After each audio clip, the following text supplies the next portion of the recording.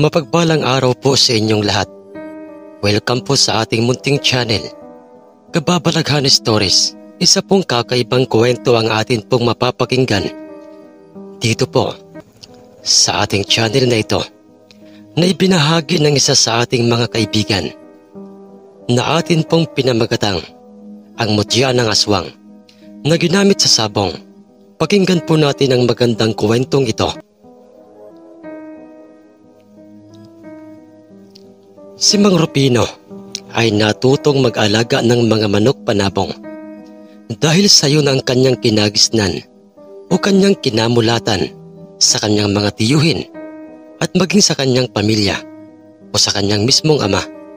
Sa murang edad ay siya na ang pinagkakatiwalaan ng kanyang ama na mag-alaga at magpainom at magpakain ng mga panabong ng kanyang amang si Mang Sebastian. Nag-iisang anak lamang itong si Mang Rupino at sila'y naninirahan sa probinsyang matunog ang mga usap-usapan patungkol sa mga kababalaghan sa probinsya ng Samar. At itong kanyang ama at mga tiyuhing mga sabongero ay mga tanyag na mga sabongero sa kanilang probinsya noon. Saksing buhay ang mga mata ni Mang Rupino sa kung papaanong nagiging kalunos-lunos ang nagiging kahahantungan o nagiging kamatayan ng mga panabong na nakakatunggali ng panabong ng kanyang mga tiyuhin at ama. Mabibilis ang mga ito kung umatake at pumupog ng mga pagpalo at hindi iniiwanan ng kanilang mga panabong na hindi namamatay ang kanilang mga katunggaling mga panabong sa loob ng sabungan. Sina Mang Bartolo, Mang Islao at Mang Dionisio ay ang mga tiyuhin nitong nooy binata pang si Mang Rupino, at ang kanyang inang si Aling Pileta ay ang mahusay at kilalang manggagamot sa kanilang baryo noon na sakop ng probinsya ng Samar. Nang mga panahong yon ay meron ng mga namumuong mga katanungan sa isipan nitong si Mang Rupino, at ang mga katanungang yon ay ano kaya ang dahilan o anong meron sa mga panabong na ito nilaytay at ng aking mga tiyuhin. Bakit sa tuwing dinadala nila ito sa mga lugar na merong magaganap na sabong at ihahanap ng makakatunggali ay palaging nagpapanalo? Igayong kung tutuusin na may parang mga mahihinang mga panabong naman ang mga ito. Ang nooy pailing-iling at pagkamot-kamot pa ng kanyang ulong sambit ng binata pang si Mang Rupino habang kanyang pinapakain ng mga dinurog na mais at mga palay ang mga nakataling panabong ng kanyang ama. At nasa loob ang mga ito ng kanilang nasasakupang bakuran. At ang kanyang ama at mga tiyuhin ay magkakasamang umakyat sa bundok upang magtrabaho dahil sa katanyagan ng kanyang ama at mga tiyuhin sa larong sabong ay karamihan sa mga sabongeros sa kanilang probinsya ay iniilaga na at inaayawan na ang mga ito. Lalong-lalo na nga ang kanilang mga panabong, ngunit hindi lahat. Dahil meron pa rin pailang-ilang mga sabongerong sikat na katulad ng kanyang ama't mga tiyuhin ang nagnanais na makaharap at ibangga ang kanilang mga panabong sa mga panabong ng kanyang ama't mga tiyuhin. At sila'y mga hindi basta-bastang mga sabongero lamang, kundi kung tawagin sila'y mga sabongerong tanyag at mga usap-usapang may mga ikinakargang agimat para sa kanilang mga panabong. Hindi lamang yon, ang kanilang mga alagang mga panabong ay masyadong matataas na uring mga panabong at hindi mga pangkawali lamang, mga sinyaladong mga panabong. At ang isa sa mga roon ay ang tanyag na sabongerong may mutyang si Mang Agustin. Si Mang Agustin ay isa lang sa mga sabongerong nagnanais na ipahiya ang ama't mga tiyuhin ni Mang Rupino, at meron itong alagang natatanging sinibalang o panuksukang panabong. Mataas ito at may posturang hindi papadaig sa anumang salpukan. Isang mataas na uring panabong, at minsang nasaksihan ni Mang Rupinong dumalaw sa kanilang tahanan upang makausap ang kanyang ama nitong si Mang Agustin. At hindi lamang ito nag-iisa, kundi ay may kasama itong isang kilabot na magtatari at nagngangalang si Mang Carlos, at dalawa pa sa kanyang mga tauhang nagsisilbi niyang mga katiwala sa kanyang lupain sa bundok dahil sa itong si Mang Agustin ay may kaya sa kanilang sariling baryo. Ano po bang atin, Mang Agustin? At kayo po'y napadalaw dito sa aming maliit na tahanan? Ang tanong ng ama ni Mang Rupinong si Mang Sebastian sa kanyang kausap na si Mang Agustin. Subalit nagpalingalinga muna ito sa labas ng kanilang tahanan. Saka ito nagwikang, marami ka palang mga nakataling mga alagang panabong dito sa loob ng inyong bakuran, Sebastian. At mukhang maaasahan rin ang mga ito sa anumang salpukan, hindi ba? Sumagot naman kagad sa kanya itong si Mang Sebastian at sinabi nitong, hindi naman po, Mang Agustin. Dahil po para sa akin ay ang iba sa mga yan ay hindi naman talaga matataas na uri. May hina o mga mabababang uri ng mga panabong lamang po ang iba sa mga yan. Tinitigan siya ng makahulugan at direkta sa kanyang mga mata nitong si Mang Agustin.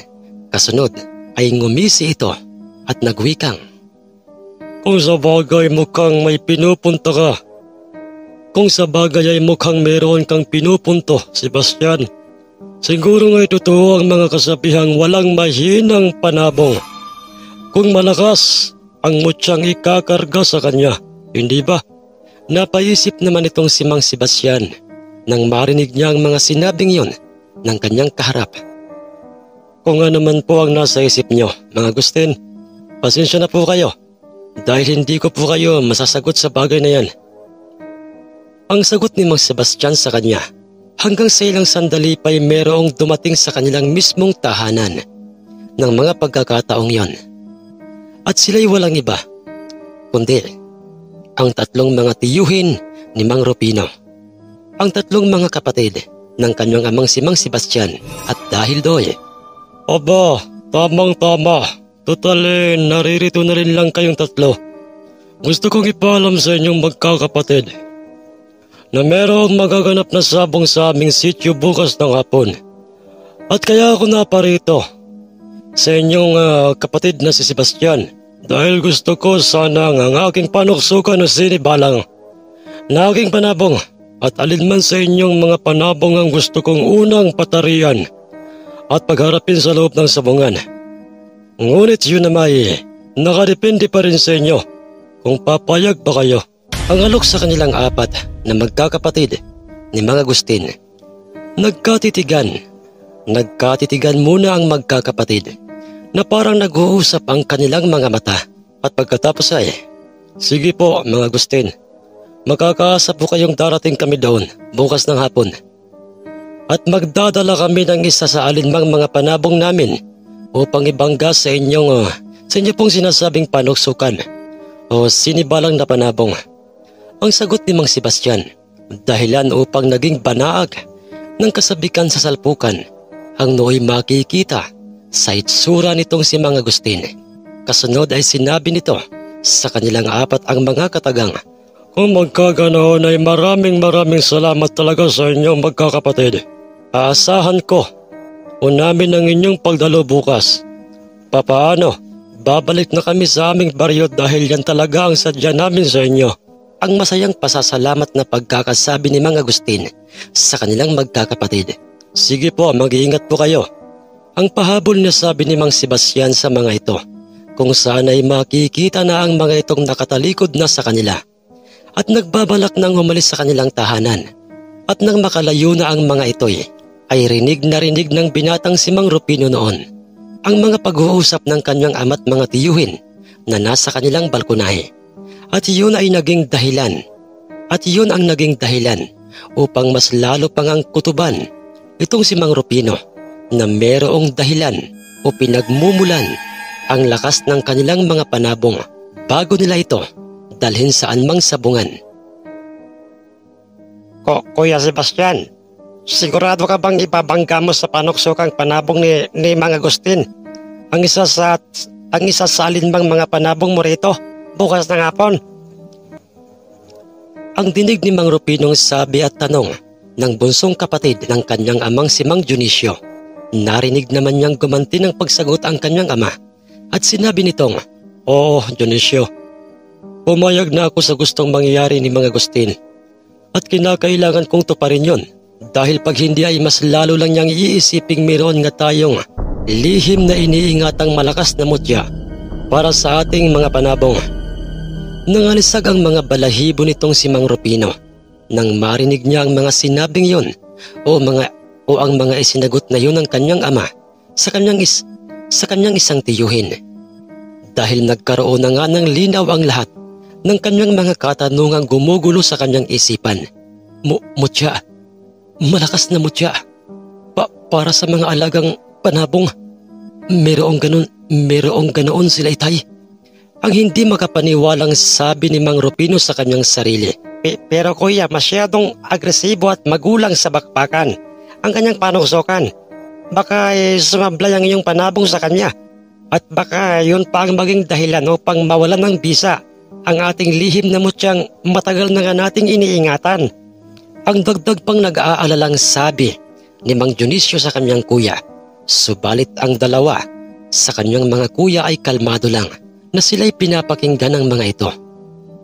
Dionisio, kapatid ko, alam ko ang ginagawa ko at teka lang, nakakalimutan mo na bang higit na nagiging agresibo at nagkakaroon ng kakaibang bilis, lakas at husay sa mga pagpalo ang alinman sa ating mga panabong sa oras na ang mga ito'y pinapainom natin sa ating mutyang pinagbabaran? Ang sabi pang muli sa kanya ni Mang Sebastian. Dahil do'y sumingit na sa kanilang usapan itong sumunod na kapatid ni Mang Sebastian na si Mang Bartolo at sinabi nitong, Kapatid Dionisio, totoo at tamang lahat ang mga sinabi sa iyo ni Kuya Sebastian. Magtiwala lang tayo sa ating kargadang mutya at huwag tayong magtatalo-talo at baka yun pa ang maging ugat upang mawala ng bisa ang ating mutya. Sumang-ayon kaagad si Mang Sebastian at si Mang Islao sa mga sinabing yun nitong kanilang kapatid. Dahil do'y maging itong si Mang Dionisio ay parang natauhan na rin at nawala na ang kanyang pangamba at pagkabalisa. Sige Kuya Sebastian, teka lang. Alin dito sa mga panabong mo ang dadalhin natin sa sityong yon? Ang tanong ni Mang Dionisio kay Mang Sebastian. Ang aking alimbuyoging yan. Yan ang aking itatapat sa panabong na panuksukan ni Mang Agustin. Ang aking panabong na isang malaaswang na alimbuyogin. Hindi lamang yon ang narinig ni Mang Rufino sa mga pag-uusap ng kanyang ama't mga tiyuhin, kundi ay meron pa siyang ibang narinig. At nagwika ang kanyang tiyuhing si Mang Bartolo at sinabi nitong, Kung magkaganoon ay sige mga utol. Bukas na bukas, pagsabog ng liwanag, aahon tayo sa bundok at muling sasadlok ng tubig sa mutyang ating pinagbabaran upang ipainom sa ating malaaswang na alimbuyogin mo, Kuya Sebastian. Pagsang-ayon ang nooy isinagot ng ama ni Mang Rufino at iba pa sa kanyang mga tiyuhin sa mga sinabing yun ni Mang Bartolo. Isa lang ang nasisiguro ko ngayon mga utol, ang sabi pa ni Mang Sebastian sa kanyang mga kapatid. Ano yan, Kuya Sebastian? Ang tanong ni Mang Islao sa kanya. Napabuntong hininga muna itong si Mang Sebastian bago nagwikang. Oo, alam kong hindi basta-basta ang panuksukang panabong ng tanyag at mayamang si Mang Agustin. Lalo pat usap-usapang meron itong kargadang pampaswerte o mutya sa kanyang panabong. Pero alam kong katulad ng ibang mga nakakabangga ng ating mga panabong ay magiging karumal-dumal din ang kasasapitan ng kanyang panabong. Ang may paniniguradong sambit ni Mang Sebastian sa kanilang tatlo na parabang nakikita na nga niya ang mangyayari sa salpukan. Totoo yan, Kuya Sebastian, basta hanggat nananatiling nasa atin ang mutyang yon. Ang pinakamabisang mutyang pinaghirapan nating makuha sa isang kakaibang, mabangis na nilalang. Ang dugsong namang sambit ng kanyang tiyuhing si Mang Islao. Nga pala mga utol, bakit pala kayo pumarito sa aming tahanan at nataon pang nandito kanina si Mang Agustin? Ang tanong ni Mang Sebastian sa kanyang mga kapatid. Kuya, ang totoo niya nakita namin sa dalampasigan ng bangkang dimotor na sinakyan nila Mang Agustin at naglakad sila sa direksyon ng inyong bahay. Kaya't naisip kagad naming ikaw ang sadya ng mga ito. Kaya kami nagpasyang pumarito na rin. Ang sagot ni Mang Dionisio na siya namang pagsang-ayon ng kanyang dalawang mga kapatid. Sige, Kuya Sebastian. Uuwi na kami at babalik na lang bukas ng umaga dito sa inyong mismong tahanan upang maaga tayong makaahon ng bundok.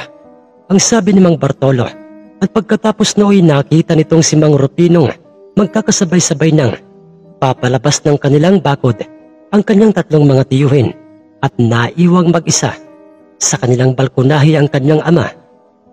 Nakita niya itong naglakad papalapit sa kanyang alagang nakataling panabong na kanyang tinawag na isang malaaswang na alimbuyuging panabong na muo sa isip ni Mang Rupinong sundan sa bundok ang kanyang ama't mga tiyuhin upang siya mismo ang makatuklas kung ano nga ba ang lihim ng kanyang ama't mga tiyuhin patungkol sa larong sabong, kung ano ang kanilang sinasabing iniingatang mutya na siyang nagbibigay ng dobleng lakas, dobleng bilis at pagiging agresibo ng kanilang mga panabong sa loob ng sabungan at bakbakan, samantalang sa kabilang banday sa baluarte nila Mang Agustin. Alam mo Carlos, malakas talaga ang kutob kong, masyadong malakas, mabisa at higit sa lahat. Delikado ang mutyang ginagamit na pampaswerte nila Sebastian para sa alinmang mga panabong na kanilang dinadala sa loob ng sabungan. Nasabi ko yun dahil halos lahat ng laban ng kanilang mga panabong sa loob ng sabungay. Nagbabago ang kilos at mga paraan ng mga ito. Sa pagkikipagsalpukan, nagiging agresibo, masyadong mabilis at malakas. Higit sa lahat ay nagiging karumal-dumal ang nagiging kamatayan ng panabong na makakabangga ng kanilang mga panabong. Kung kaya't ay aminado ako sa aking sariling hindi ko maiiwasang kabahan para sa aking panuksukang panabong para sa kanyang magiging laban bukas ng hapon. Ang mahabang pagkakasabi ni Mang Agustin sa kanyang kaharap sa inumang magtataring si Mang Carlos. Sumagot naman ito at sinabi nitong, kung ganoon boss, bakit naisipan niyong ibangga sa isa sa alinmang panabong nila ang iyong mandirigmang panuksukan? Ikayong ikaw pala'y nagdadalawang isip. Magandang tanong yon, Carlos. Dahil nasa akin ka, nasa akin ang isang kilabot na magtatari dito sa probinsyang ito. Kaya't malakas ang aking tiwalang hindi ako o ang aking panabong matatalo ng panabong nila Sebastian. Hindi ba tama ako, Carlos? Ang sagot ni Mang Agustin sa kanyang magtatari, ngumisi naman si Carlos at nagwika sa kanyang, yan ang gusto kong marinig, boss. Alam mo bang sa bawat mga sabongerong pinagtatrabahuan ko ang kanilang tiwala sa aking kakayahan ay ang siyang nagiging dahilan upang mas lalo ko pang ginagalingang magkarga ng pulidong tari sa alinmang panabong, boss. Basta-bastin. Huwag kang mag-alala dahil ngayon pa lamang ang sinisiguro ko na sa inyong magiging brutal ang magiging kamatayan ng kanilang panabong sa taring ikakarga ko sa iyong panuksukan. Ang nakangising sagot ng magtataring si Mang Carlos kay Mang Agustin. Sana nga, Carlos. Sana nga ay magkatotoo yung sinasabi mo. Dahil maging ang aking mutyang kargada para sa aking panabong ay hindi ako sigurado kung ito ba'y magkakabisa sa aking panuksukan. Masyadong kampante sina Sebastian na parang sinasabi ng kanilang mga matang sisiw lang ang aking panuksukan. Ang sambit ni Mang Agustin sa kanya o sa kanyang inupahang magtataring, kilabot na si Mang Carlos. Kinaumagahan ng mga panahong yon, nakita na nga nitong si Mang Rupinong dumarating na sa kanilang tahanan. Ang mayroong mga sakbit na itak sa kanilang mga tagilirang mga tiyuhin niya at ganoon rin ang nakita niya sa kanyang ama. Mayroon itong sukbit na itak sa kanyang tagiliran. Tayo na kuya, sa bundok, kinakailangan nating agahan. Ang sabi kaagad ni Mang Bartolo. Sige mga utol, tayo na. Ang sagot ni Mang Sebastian. Ngunit wala silang kaalam-alam na sila pala'y pinagmamasdan lang noon ni Mang Rupino. Ni Mang Rupino, sinundan niya ang mga ito sa bundok na hindi ng mga ito na hindi nalalaman ng mga ito. Teka lang, parang may sumusunod sa ating likuran, ang mahinang sabi ng kanyang tiyuhing si Mang Bartolo. Dahilan upang pansamantalang napahinto ang mga ito sa kanilang ginagawang paglalakad at mariin nilang pinagmasdan at pinakikiramdaman ang daang nasa kanilang likuran. Hayaan mo na yun, Utol. Baka naman ay kung anong hayop lang dito sa bundok ang narinig mong yon. Tayo na, magpatuloy na tayo. Ang sabi ni Mang Sebastian sa kanyang kapatid. Nagpatuloy silang naglakad patungong bundok sa kanilang ginawang kubo-kubo roon upang magsilbi nilang pahingahan. Muli silang palihim na sinundan ng binatang si Mang Rufino. Ngunit nang akmang muli siyang magtatago sa likuran ng malaking punong nasa gilid ng dahi, ay nahuli siya ng tingin ng kanyang ama't mga tiyuhin. Teka lang, iyo, Rufino. Anong ginagawa mo rito? Ang gulat na pagkakasabi ng kanyang tiyuhing si Mang Bartolo at isa-isa nilang nilapitan ang Noe. Hindi na alam pa kung ano ang gagawing si Mang Rufino. Anak Rufino, hindi mo sana kami sinundan dito sa bundok. At saka, bakit mo ginawa ito? Ang tanong sa kanya ng kanyang ama. Dahil daw patawad po sa inyo, Itay. Narinig ko po kasi ang pag-uusap niyo kahapon. Yun pong tungkol sa inyo pong sinasabing lihim na mutyang pampaswerte sa inyo pong mga panabong. Itay, gusto ko pong malaman kung ano po ang bagay na yun. Napaisip at nagkatitigan ang ama't mga tiyuhin ni Mang Rufino nang marinig nila ang mga salitang yun sa kanya. Anak Rufino, makinig ka. Hindi pa ito ang tamang panahon upang malaman mo yun. Anak, may tamang panahon para doon. Ang sabi sa kanya ng kanyang ama. Ngunit, Kuya Sebastian, ano kaya kung pabayaan na lang natin siya o si Rufino? Total narito na siya. Tama ang sinabi ni Kuya Bartolo. Kuya Sebastian, Kuya, hindi naman natin siya iba, di ba? Pamangkin natin siya at anak mo siya. Kaya naman ay ayos lang na makita niya ang ating iniingatang mutya. Ang bugsong nasabi kaagad ng kanyang tiyuhing si Mang Islaw sa mga sinabi ni Mang Bartolo ay Mang Sebastian, dahil doon napaisip muna itong si Mang Sebastian. Kasunod ay, sige anak Rufino, isasama ka namin sa ating bundok upang magkaroon ka ng mga kasagutan, ng mga tanong sa iyong isipan. Pero anak, mangako ka sa amin na anuman ang makita mo roon ay wag na wag mo itong ipagsasasabi sa mga kaibigan mo. Maliwanag ba anak? Masayang tumango-tango si Mang Rufino at pagkatapos nooy nagpatuloy na silang umakyat sa bundok kasama ang nooy binata pang si Mang Rufino. Pagkarating nila sa kubo-kubong nasa kanilang bundok ay pumasok kaagad sila sa loob noon. Sige na mga utol, Islaw, buksan nyo na ang panara ng ating ginawang underground. At ikaw naman, Utol Dionisio, ihanda mo na yung garapong paglalagyan natin ng tubig. Parehong sinunod ng dalawang mga kapatid ni Mang Sebastian ang kanyang mga sinabing yon sa kanila. At masyadong namanghat na gulat itong si Mang Rufino sa kanyang natuklasan ng mismong araw na yon. Dahil meron palang underground sa mismong loob ng kanilang kubo. At mayroong mga baitang nagsisilbing hagdan pa ibaba sa nasabing underground. Madilim sa loob o sa mismong underground nang silang lahat ay naroroon na, kung kaya't kinakailangan pa nilang gumamit ng isang sinaunang di bateryang flashlight na dala ng kanyang tiyuhing si Mang Bartolo. Itay, ano po yung nakapatong sa isang mesa at parang may kung anong bagay ang nariyan? Ang nagtatakang tanong ni Mang Rufino sa kanyang ama. Hindi naman siya nabigo sa kanyang tanong na yon, dahil sa yon ay binigyan ng kasagutan ng kanyang ama.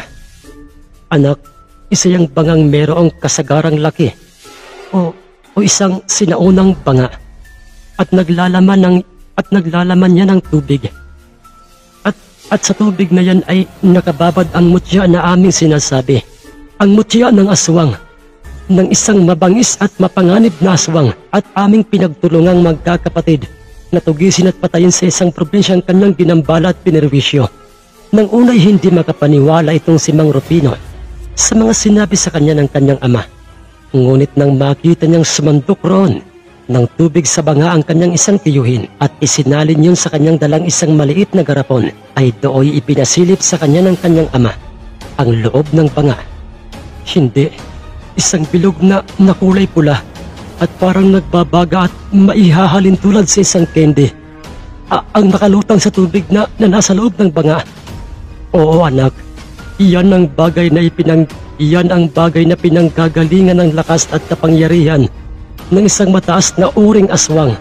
Ang tubig na yan anak, na nasa garapon at nanggagaling sa loob ng banga, ay siyang ipinapainom namin sa bawat panabong na aming dadalhin sa anumang sabungan upang magkaroon ito ng kakaibang bagsik, bilis, tapang at estratehiya sa oras ng bakbakan.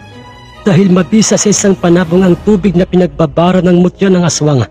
Ngunit anak, tandaan mo ito, delikado ito sa isang tao sa oras na ito'y kanyang malulon. At mawawalan ito ng bisa pagka ito'y nakita sa loob ng banga ng ibang tao, lalo na ng may-ari ng makakabanggang panabong ng kanyang panabong. Doon pa lamang nagkaroon ng mga kasagutan. Lahat ng mga katanungang gumugulo sa isip ng mga Rupino. Kaya namin sinadyang gumawa ng isang lihim na underground dito sa loob ng ating kubo para walang sino mang ibang tao ang makapansin sa ating lihim na mutyang ito. Dagdag pang sabi sa kanya ng kanyang ama.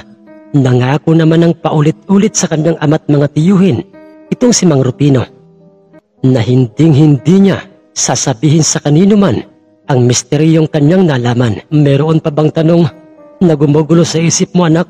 Sabihin mo't sasagutin ko. Ang tanong pa sa kanya ng kanyang ama.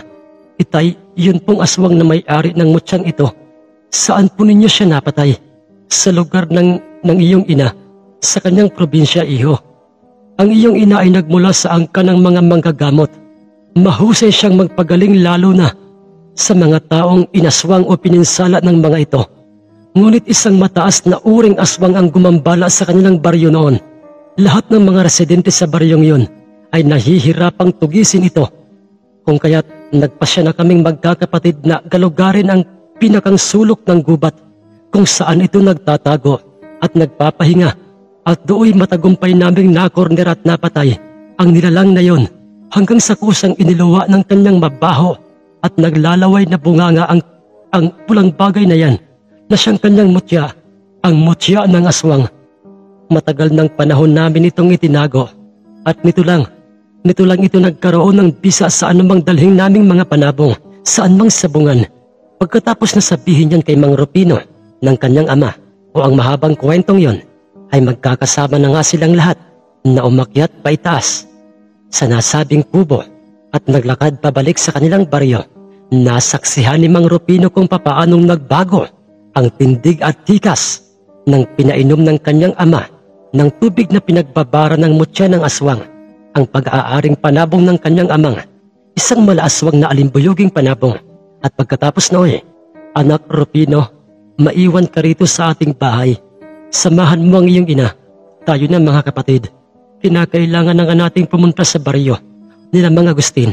Ang sabi ni Mang Sebastian, sumakay sila ng bangkang dimotor na pag-aari ng isang magtataring kababaryo nila Mang Sebastian, at nagngangalang si Mang Pilisardo, at siya ring kinuha nilang siyang magkakarga ng tari sa paanan nang nooy alimbuyuging nasa loob na ng bayong at dala ni Mang Sebastian. Pagkarating nila sa baryo at mismong lugar ng salpukan sa baryo nila Mang Agustin, ay bumungad na kaagad sa kanilang paningin ang maraming bilang ng mga mamumusta't mga sabongero, at para bang sila ang kanina pang hinihintay ng mga ito. Hindi pa man sila nakakalapit sa nasabing sabungay, bumungad na kaagad sa kanilang paningin ang magtatari ni Mang Agustin. Nagngangalang si Mang Carlos at ang kanyang among may hawak na isang mataas na uring panuksukang panabong na si Mang Agustin. Una sa lahat, ay nais ko munang magpasalamat sa inyong lahat, sa ginawa niyong pagpapaunlak sa aking kagustuhang pagharapin natin ang ating mga panabong. Nga pala Sebastian, maaari ko bang makita kung anong klaseng panabong ba ang naisip mong ibangga sa aking panuksukang ito? Ang pambungad na pagkakasabi ni Mang Agustin sa kanilang lima Mabilis namang sinunod yun ni Mang Sebastian. Marahang inilalabas na nga ni Mang Sebastian sa loob ng kanyang dalang bayong ang kanyang panabong. At do'y nagwawala kaagad sa kamay ni Mang Agustin ang kanyang panuksukang panabong. Nang makita nito ang nooy malaaswang na alimbuyuging panabong. Excuse me po. Na nakapagtatakay, parang bigla na lamang itong naging kalmado sa kamay ni Mang Sebastian. Isa palang alimbuyuging panabong yung dala nyo, Sebastian. At parang gustong-gusto na yung birahin itong aking panuksukan. Paano, Sebastian?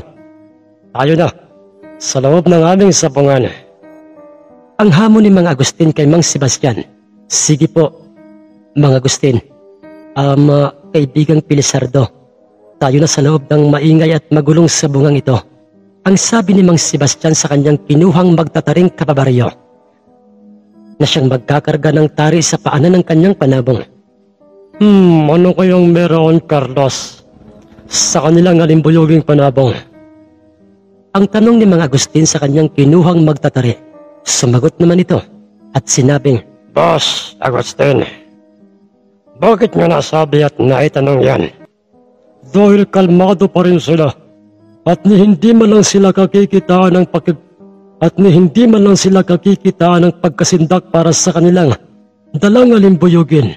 Hindi ko sila nakitang nag-alala o natakot. Sa aking panuksukan sa halip ay para bang sinasabi ng kanilang mga matang sisiw lang ang aking panuksukang ito. Huwag ka munang mag-isip ng ganyan, boss. Wala ka bang tiwala sa iyong panabong at sa akin ay isang kilabot na magtatari ngayon? Ngayon pa lang, boss, ay sinisiguro ko sa iyong biyag na ang kanilang mahina't lalamya-lamyang alimbuyuging panabong. At maghanda ka na kaagad, boss, ng mamahaling alak. Dahil magiging pulutan natin mamaya ang alimbuyuging panabong ng sabongerong yan o ng mga sabongerong yan. Medyo naibsa naman ang pagkabahala ni Mang Agustin nang marinig niya ang pagkahambog. Nang marinig niya ang may pagkahambog na pagkakasabing yun ng kanyang kinuhang kilabot na magtataring si Mang Carlos. Hanggang sa sila'y makapasok na nga sa may maingay na bulong-bulungang loob at labas ng sabungan. Wala nang sinayang pang mga oras at pagkakataon.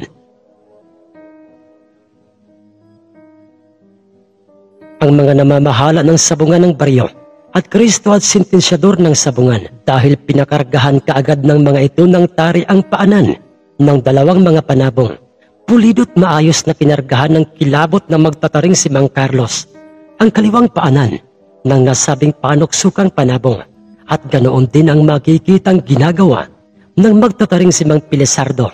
Maayos nito't matagumpay na naikarga ang matalas at kumikintab sa talim na tari sa kaliwang paanan ng malaswang na alimbuyuging panabong habang abala ang Kristo't mga namamahala ng sabungan ng nasabing baryong yon para sa mga perang pusta.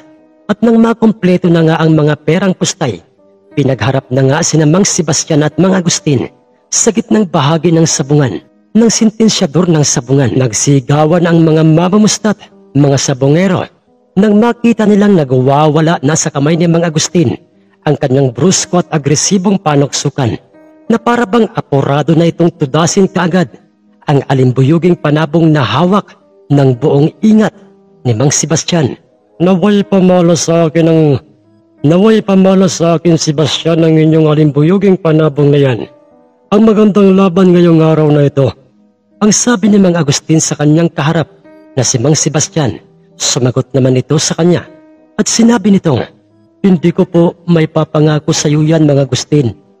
Pero sa tingin ko po, yun po ang mangyayari at masasaksihan nating lahat. Medyo kumulubot ang balat sa noo itong si Mang Agustin nang marinig niya ang mga isinagot sa kanyang yon. Nang nooy makikitang nakatayong may hawak na alimbuyugin at kalmadong si Mang Sebastian at parang nahahambugan itong si Mang Agustin sa kanya. Ilang sandali pa'y nagsigawan ng mga mamamusta at mga sabongero at paulit-ulit ng mga itong sinasabing tanggalin na kaagad ang mga kaluban ng mga tari at bitawan na ang dalawang mga panabong. At pagkatapos na maalisan ng mga kaluban ng mga tari ang mga ito, pinagharap nila ang mga ito o kinareho sunod-sunod na mga malalakas na mga pagtuka galing sa panuksukang panabong ni Mang Agustin ang ginawa nito sa ulo ng mahinang alimbuyugin at nang ang alimbuyuging panabong na ni Mang Sebastian ang binigyan ng sentensyador ng pagkakataon na gumanti ng pagtuka sa kanyang makakatunggaling panuksukang panabong, ay halos mapunit ang balat sa ulo at pisngi ng panuksukang panabong dahil sa ayaw itong bitawan ng pagkakakapit ng tuka ng alimbuyugin, dahilan upang marahan na nga nilang pagkasabay na ibinaba at binitawan sa lupang siyang nagsisilbing sahig ng sabungan ang dalawang mga panabong. Pagpagsak ng mga paa ng alimbuyuging panabong sa lupay, dinaluhong kaagad ito at pinalo sa kanyang katawan ng panuksukang panabong. Naglikha ng nakabibinging ingay ang mga taong nasa paligid ng sabungan. Nagsigawan ang mga ito, talsik kaagad at lumagapak pa bago bumagsak sa lupang nasa gilid o harang ng sabungan ang alimbuyuging panabong. At inisip kaagad ng lahat ng mga taong matatalo na ito o di kaya ito'y tatakbo na sa laban dahil sa ito'y makikitang hirap ng tumayo na para bang ito'y napuruhan ng kargadang tari galing sa panuksukang panabong. Muling pamusturat bumuelo at lumipad papalapit sa nanghihinang alimbuyuging ang napaka-agresibong panuksukan. Ngunit lahat ng mga pagpalo nito sa alimbuyugin ay sumablay o tumama lang sa hangin sapagkat nakapagtatakang bigla na lamang na naging mabalasik at bumilis ang mga kilos at mga pag-iwas ng alimbuyuging panabong at nang magkaroon ito ng pagkakataong gumanti ng mga pagpalo sa nasabing nooy nakatalikod sa kanyang panuksukang panabong ay isang brutal, kalunos-lunos at nakakatakot na kamatayan sa taring nakakarga sa alimbuyugin ang nasaksihan ng lahat ng mga tao o sa nasabing baryo. Ang naging kalunos-lunos na sinapit na kamatayan ng panuksukang panabong dahil nagkaroong bigla ng hindi inaasahang bilis, lakas at kakaibang tapang at mga estratehiya sa bakbakan ng malaaswang na alimbuyuging panabong. Walang kahirap-hirap itong winakwak matapos na butasin ng kanyang kargadang tari ang katawan ng panuksukan dahilan upang mangalat na sa sahig ng sabungan at sumampulat ang kanyang mga putol-putol na mga bituka. Binasag pa ng alimbuyugin ang kanyang ulo, pinutol-putol ng kanyang kargadang tari ang mga daliri ng panuksukan at ang kanyang leeg ay halos humiwalay na sa kanyang ulo dahilan ng kanyang naging karumal-dumal na kamatayan. Hindi. Anong klaseng panabong yan? Napaka-agresibo at parang hindi man lang napapagod. Ayaw niya pang tantanan ng panuksukan na kahit ay patay na ito, pinapalo-palo pa rin niya ito. Ang sabi ng mga mamumustang nasa paligid ng sabungan, maging ang sentensyador ay nahihirapang pigilan at ilayo ang alimbuyugin sa panuksukan. Wala nang hininga ang panuksukang panabong, ngunit kumalma lamang ito o ang nasabing alimbuyuging panabong at kanyang nilubayan ang panuksukan nang lumapit sa alimbuyugin si Mang Sebastian at marahan niyang kinuha ang kanyang alimbuyuging panabong at nang nasa kanyang kamay na ang nasabing alimbuyuging panabong ay doon pa lamang ito muling naging kalmado. Anong ibig sabihin nito, Carlos? Hindi mo bro sa kanilang alimbuyugin ang aking matagal na mutyang inilagay sa aking panuksukan. Nabaliwala rin ang iyong pagiging kilabot na magtatari. Higit sa lahat, ay masyado pa akong napahiya dito mismo sa aming sariling sabungan. Ang nooy pigil ang galit na nararamdamang pagkakasabi ni Mang Agustin sa kanyang kaharap na magtataring, si Mang Carlos, habang hawak niya ang kanyang kaawa-awang patay ng panuksukan. Boss, pasensya ka na. Ang totoo'y maging ako rin ay hindi ay katulad mo ang nararamdaman. Ngayon lamang ito nangyari sa lahat ng aking mga kinakabitan ng taring, mga panabong. Pasensya ka na, boss. Ang nauutal naman at nahihiyang sagot sa kanya ng kanyang magtataring si Mang Carlos. At dahil sa panalo ang ni isang tusok ng tari ay walang makita ang sentensyador sa katawan ng alimbuyugin, kung kaya't pasigaw nitong idiniklarang panalo ang malaswang na alimbuyuging panabong ni Mang Sebastian. Banaag ng matinding saya si Mang Sebastian, maging ang mga sabongero at mga mamamustang pumusta at nagtiwala sa kanilang alimbuyuging panabong.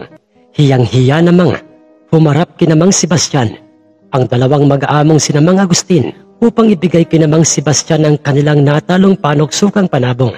At pagkatapos ng labang yon, at makuha nila ang kanilang mga perang ipinusta at naipanalo, ay nagpasya na nga silang bumalik sa kanilang mismong baryo, sakay ng bangkang dimotor na pag-aari ng kanilang kinuhang magtatari at kabaryong si Mang Pilisardo. Samantalang ang sabong sa nasabing baryong yon ay nagpatuloy, at nang sila'y makarating sa mismong loob ng nasasakupang bakuran ng tahanan nila Mang Sebastian, ay nagplano kaagad silang 5 na ipagdiwang ang pagkapanalo ng kanilang alimbuyuging panabong.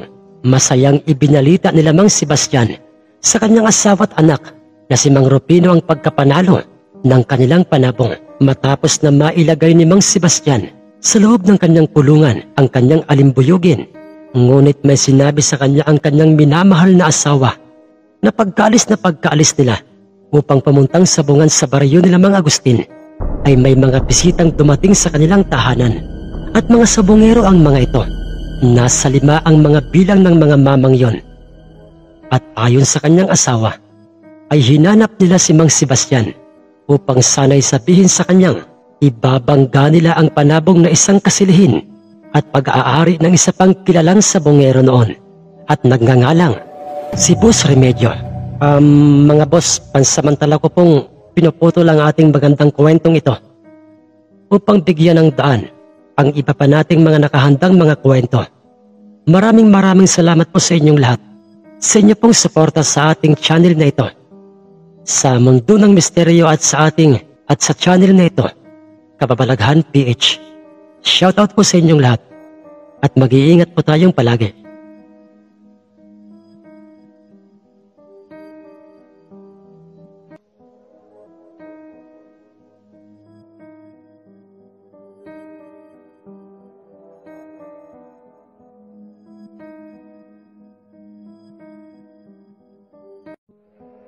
Magandang araw po sa inyong lahat, mga mahal naming mga kaibigan. Pakinggan po natin ngayon ang pagpapatuloy ng ating kwentong ating pinamagatang, ang mutya ng aswang na ginamit sa sabong.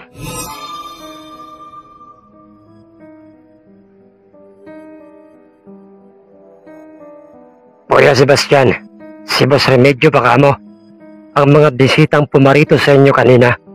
Ang tanong ni Mang Bartolo kay Mang Sebastian. Oo, Tol. Sila nga ang tinutukoy ng aking asawang pumarito kanina. Kuya Sebastian, panigurado ang dahilan kung bakit sila naparito dahil sa ating mga panabong.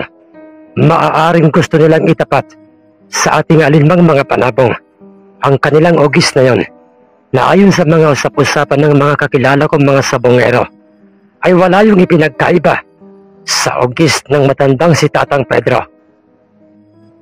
Ang medyo kinakabahang sabi ni Mang Bartolo sa kanyang nakakatandang kapatid na si Mang Sebastian, kung saan ay makikita silang lahat kasama ang magtataring kabaryong si Mang Pilisardo na magkakaharap-harap na sa misang nasa ilalim ng puno at sila'y mag-uumpisa ng mag-inuman. Totoo ang mga sinabi ni Kuya Bartolo, Kuya Sebastian. May alagang ugis na panabong si Boss Remedyo. At ang ugis na yan ay hindi basta-basta at natitiyak kong mahihirapan ang alinman sa ating mga panabong. Naibangga sa kanyang ugis ang dugsong namang kagad na pagkakasabi ng isa pang tiyuhin ni Mang Rupinong nagngangalang si Mang Islaw na parang katulad ni Mang Bartolo. Maging ito may nag-aalinlangang tanggapin ang hamon ng isang nooy tanyag pang sabongerong merong natatanging alagang panabong na si Boss Remedyo. Tinawag itong boss dahil sa ito'y kilalang may kaya at may malawak na impluensya sa mga politikong nasa kanilang bayan, at bihira itong bumisita sa isang katulad niyang sabongero kung hindi talaga masyadong importante ang pakay nito. Ano ba kayo? Walang tanyag-tanyag na sabongero sa atin. Pag ako ang nagkarga ng tari sa alinmang mga panabong nyo, ay panigurado na ang panalo. Basta't sa inyong mga panabong lang ako magtatari. Ang merong paniniyak na sabi ng kanilang kabaryong magtatari na si Mang Pilisardo. Maraming salamat sa iyong malaking tiwala sa aming mga panabong, kaibigang Pilisardo. At mga utol, Bartolo at Eslao, hindi ako tumututol sa mga sinasabi nyo patungkol sa ugis na panabong ni Boss Remedyo. Dahil katulad ngayon ng ugis ni Tatang Pedro. Pero ayon sa aking asawa, hindi ugis o ang kanyang ugis na yun ang gusto nilang ibangga sa alinman nating mga panabong ngayong darating na linggo. Ano, Kuya Sebastian, hindi ugis? Kung ganoon ay anong panabong ang gusto niyang ibangga sa alinman sa ating mga panabong? Ang kanyang kasilihing panabong, utol, Bartolo. Kasilihing panabong o isang itim na panabong? Pero bakit yun? Iyon ang ibabangga niya sa ating panabong at hindi ang kanyang ugis. Ang tanong naman ng kanilang bunsong kapatid na si Mang Dionisio. Hindi ko alam o wala akong maisip na dahilan kung bakit yun ang gusto niyang itapat sa ating mga panabong. Pero isa lang ang kutob ko. At ano naman yun, kaibigang Sebastian? Ang mapang-usisang tanong kaagad nang nooy katatapos lang na tumagay ng tubang bahalenang si Mang Pilisardo ang kanilang magtatari. Maaaring ang kasilihing panabong niya ang binusog niya ng kung ano-anong mamahaling mga gamot o mga uri ng mga panturok sa mga hayop. Ano? Tinuturokan ni Boss Remedyo ang kanyang mga panabong ng mga mamahaling panturok? Ang gulat na pagkakasambit ni Mang Bartolo at ganoon din ang mababanaag sa itsura nila Mang Islao at Mang Pilisardo. Kung kaya't, totoo ba yan, Kuya? Totoo ba ang mga sinasabi mong yan patungkol kay Boss Remedyo? Oo, Dionisio. Dahil nang minsan kong nakasalubong sa daan at nakausap si Bernard, ay yun ang kanyang sinabi sa akin. Ano si Bernard? Yung dating magtatari at alalay ni Boss Remedyo at nakatira ngayon sa ating kadikit baryo? Oo, Bartolo. Siya ang dating tapat na alalay at kasakasama ni Boss Remedyo sa anumang mga sabungan. At siya ang nooy palagi niyang pinagkakatiwalaan na magkarga ng tari sa alinmang mga panabong nito. Pero bakit siya umalis sa kanyang dating among si Boss Remedyo? Magandang tanong yan, kaibigang Pilisardo. Kilala nating mabuting tao itong si Bernard. Maayos itong magkarga ng tari at kumilatis ng isang manok panabong. Pero kung si Bernard ay isang maayos na sabongero o mabuting tao, taliwas naman yung sa kanyang among nooy pinaglilingkuran. Dahil ayon sa kanya, nang magkausap kami sa bundok, nabisto niyang tinuturukan ng mga pampalakas na likido gamit ang medyo may kahabaang hiringgilya. Ang bawat panabong ni Boss Remedyo, ang mga likidong nagbibigay raw ng ibayong tapang liksi at lakas sa alinmang panabong niya na maturukan noon. At ayon pa sa kanyang natuklasan, ang mga likidong yon ay nagmula pa sa ibang bansa. Mga likidong galing sa iba't ibang pinaghalo-halong silula o mga cells ng mga mababangis na mga hayop. At makabandag. Ano, Kuya Sebastian? Ganoon ba kapraning o kadesperadong manalo sa sabong itong si Boss Remedyo? Kung kaya't ginawa niya ang lahat ng mga pandarayang yon? Oo, Bartolo, at tama ka. Matatawag ng pandaraya ang ganoong uri ng sabongero. Ang sagot ni Mang Sebastian sa kanya. Pero bakit kinakailangan niya pang gawin yun, Kuya Sebastian? Bakit kailangan niya pang gumastos ng malaki? Dahil hindi mahalaga sa kanya kung anong klase man itong panabong. Hindi niya binabasihan sa taas o postura ang kanyang mga panabong at ang kanyang pinaniniwalaan ay matatalo ng kanyang alinmang mga panabong ang bawat makakasalpukan ito kung merong turok ang mga ito. Yun, Dionisio, ang mga katotohanang sinabi sa akin ni Bernard at sinabi rin sa kanya ng kanyang dating pinaglilingkurang si Boss Remedyo. Pero Kuya, bakit tumuturo doon si Bernard nang mabisto niya ang mga pandarayang yun ng kanyang amo?